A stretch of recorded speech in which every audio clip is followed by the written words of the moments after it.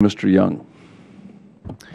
Thank you, Mr. Chairman, Ranking Member. I thank all of you for being here today. I know these are unique challenges that we're all confronting and trying to find our way through, so appreciate your service. The first issue I'd like to touch on, my district is in south central southern Indiana, and we have a number of assets that support the missions of DOD, in particular, from NSWC Crane to Camp Atterbury to the Muscatatuck Urban Training Center. Even Indiana University has an important role in defending our nation, supporting our military. One of the questions I have pertains to the actual cost of this sequester.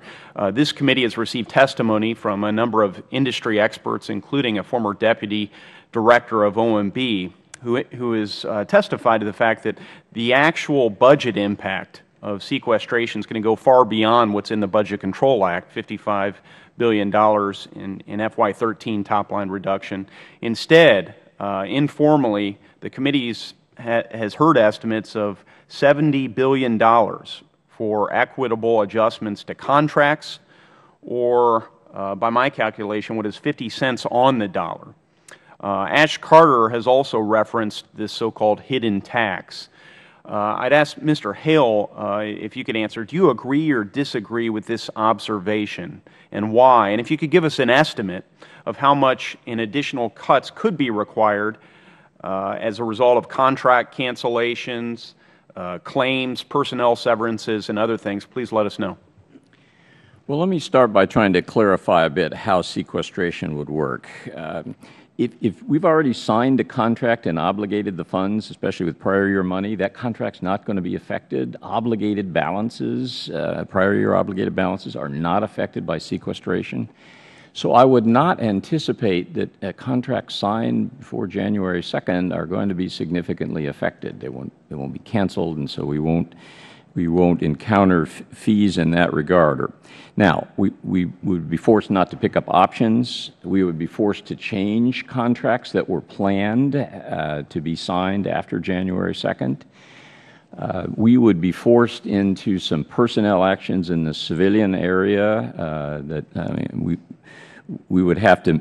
We will avoid rifts because, frankly, they would cost us money in that year. So I think the bottom line is we're going to, both because of the law and the way we'd implement it, I don't see those sorts of large cancellation fees. There could be some, but I don't see them occurring, and I think that we'll just have to find ways to avoid the severance costs because we won't be able to afford them. Well, thank you for that response. I'll pivot a bit and talk strategy here for a second, because you, Mr. Hale, have indicated that by your estimates and presumably of others, I think some of the service attendees here have indicated that some adjustments will need to be made should sequestration go into effect to the national security strategy and to our military, the missions we're asking our military to perform on our behalf. What I've been struck by, though, is multiple indications from different individuals on our panel, all of whom I have great respect for, that there's seemingly little to no contingency planning going on. We don't know what strategy changes will be required, and presumably you're the strategic thinkers of our military. To me, that seems most irresponsible for this freshman member and former captain in the Marine Corps. I think it would be revealing if we could get more information on this team that was referenced, who is in the early stages of, quote, looking at the impacts of sequestration on our strategy.